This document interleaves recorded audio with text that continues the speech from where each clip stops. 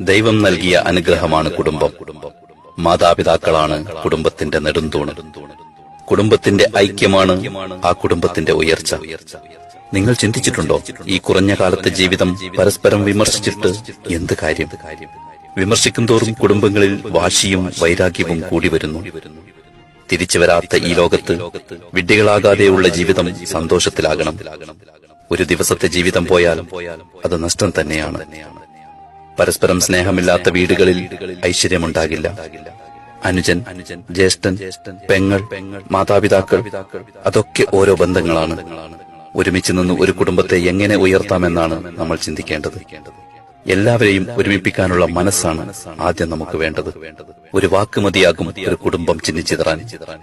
അയൽവാസികളുടെ ഇടയിൽ കോമാളി ജീവിതം നയിക്കാൻ, മറ്റുള്ളവരുടെ മുമ്പിൽ ചിരിപ്പിക്കാൻ അവസരം കൊടുക്കാതിരിക്കുക.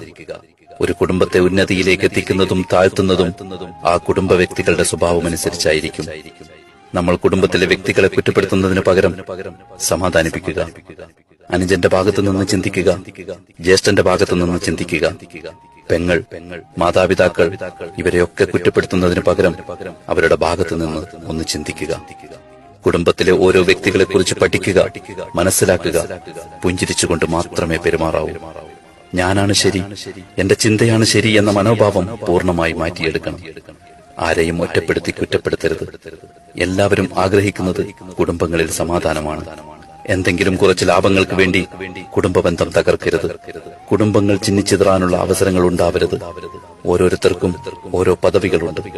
മാതാവ് ഒരു പദവിയാണ്, പിതാവ് ഒരു പദവിയാണ്, ജ്യേഷ്ഠൻ ഒരു പദവിയാണ്, അനിയൻ അതൊരു പദവിയാണ്, ഭാര്യ ഒരു പദവിയാണ്, പെങ്ങൾ ഒരു പദവിയാണ്.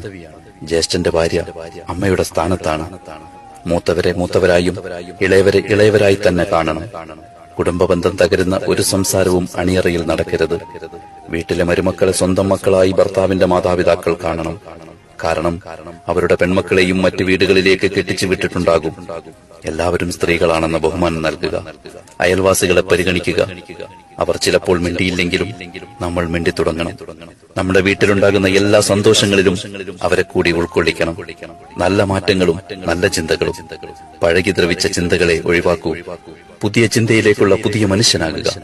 മാറ്റങ്ങൾ ചിന്തയിൽ നിന്നും കടന്നു വരട്ടെ.